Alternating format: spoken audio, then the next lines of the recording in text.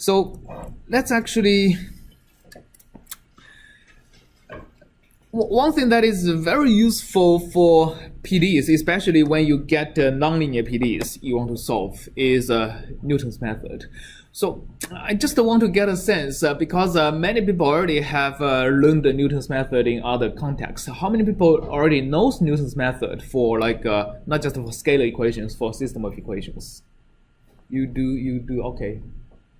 A minority. So let's actually spend some time discussing it, because in many of these, in solving many more complicated differential equations, we have like iterations within iterations within iterations. So we already see in multigrid we have iterations within iterations, right? So in the code we just wrote, we have a loop of Jacobi iteration, actually on the relaxed Jacobi iteration, within each multigrid cycle. And the multigrid is also applied in an iterative way, right? So we just because the system is pretty large, we only did 2 or 3 multigrid iterations. But in an actual system, when you want to solve it to higher accuracy, you do multiple multigrid iterations. So we can see that already when solving a linear system, we may have loops out of loops. But when you are, instead of solving a linear system, if your differential equation is nonlinear, then after discretization, you get a nonlinear system of equations. So how do you solve this nonlinear system of equations? Okay, and Newton's method is basically a very general way of solving nonlinear equations. I mean, not only numerically, also in many mathematical analytical contexts. So we probably all learned the Newton's method for solving a single nonlinear equation. So if we want to solve fx equal to 0 for a general nonlinear equation, Newton's method is actually a pretty commonly used method. So what it does is that first you start with the initial guess. So let's say we start with the initial guess equal to 0. Well, the first step is to use a tangent approximation. Well, in this case, maybe x equal to 0 doesn't work very well, because if you do a tangent approximation of f of x at this point, which basically is first order Taylor series approximation, right? You get a line that is like that. Okay, and it doesn't work very well because you actually get a solution that is further from the initial guess. So Newton's method doesn't always converge, right? It needs the initial guess to be close enough to the solution to work. And in general, that's pretty hard to obtain. But in many cases, it's actually not that hard to obtain, because for example, if you want to solve an unsteady differential equation and you use the last time step solution as an initial guess, then as long as the time step size is small enough, you know like your solution is actually close enough. So let's choose a initial guess that's close enough. So the first step is you perform a tangent approximation. So what's the tangent approximation? The tangent approximation is fx approximately equal to fx0, okay, plus x minus x0 times df dx at x0. So this is Taylor series approximation by truncating any second order and higher order terms. And then you find the 0 point of that tangent approximation. So in this case, it's here, right?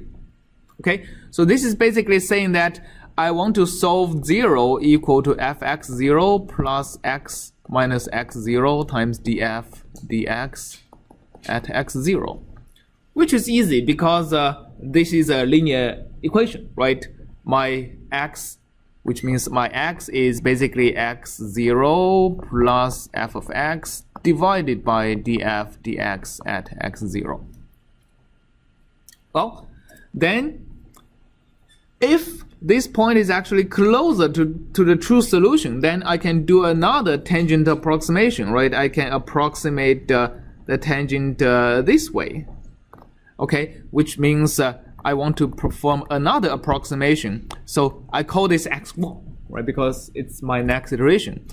Fx, now I approximate to x1 plus x minus x1 times df dx at x1.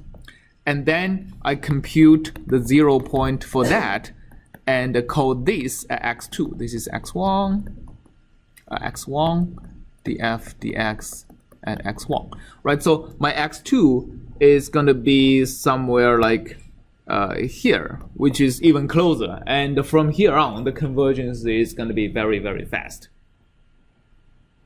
All right. Okay. So this is for just a scalar equation we probably all know how to do.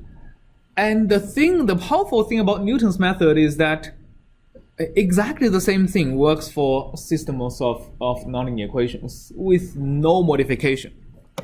So imagine we have a vector x and we have a system of equations f x. We want to solve this equal to 0. Okay? I mean, x may be a vector of 16 million values. My f can be a vector equation. It can be a collection of 16 million equations. It doesn't matter. It works all the same. So the first step, like this, is to find the initial guess x0. Now just that my x0 is a vector, right?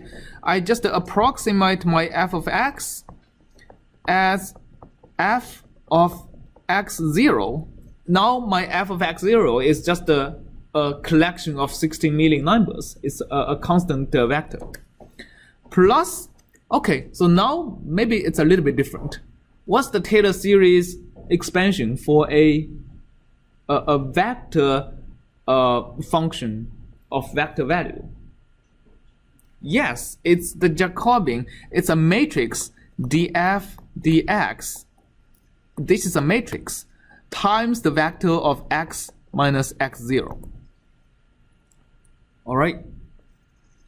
But I'm saying it's the same because if I try to find the 0 point of this guy, it's a system of linear equations. It's just the matrix in the system of a linear equation is the Jacobian of the nonlinear equation at the initial guess. So in order to solve this, I have to solve the linear system. X has to be equal to df dx inverse. I mean, now you can't do this kind of division anymore because the denominator is actually a matrix, but you can invert, right, a matrix times x has to, well, let me call this x1 because x1 is equal to x0 plus this times my it's plus or minus? I think it's minus. Yeah, I think all of these are actually wrong. Yeah, these are minus. These are minus. So this has to be minus times f of x at 0.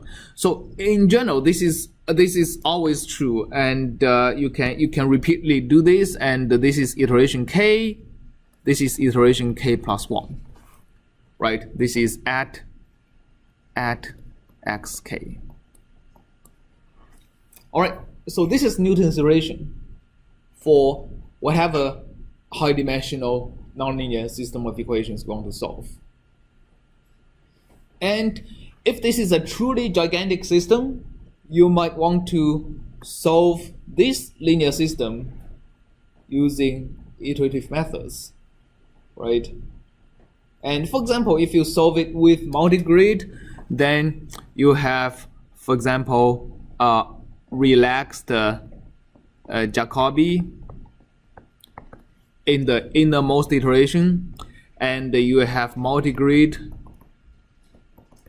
okay, that calls relaxed Jacobi in a loop, and then you have Newton method that calls multigrid in a loop, because for every k you have to solve a different linear system, right?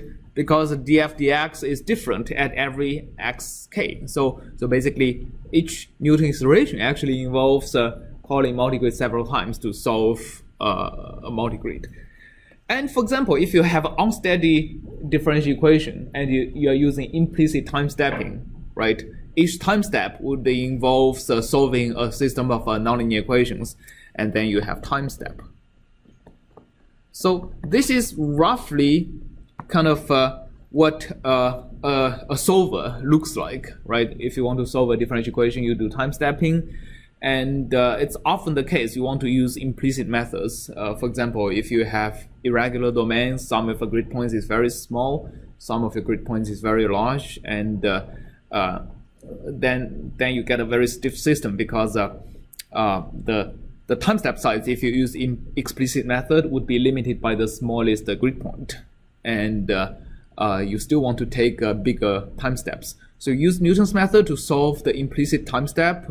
You have iterate over the k in Newton's method, and each Newton step you call multigrid, and each multigrid you call Jacobi iterations. So basically, you have normally a solver is just a nested loop, right? One loop within another and another. Okay, any questions? So this is kind of the big picture of how iterations would look like for if you want to solve differential equations. Okay.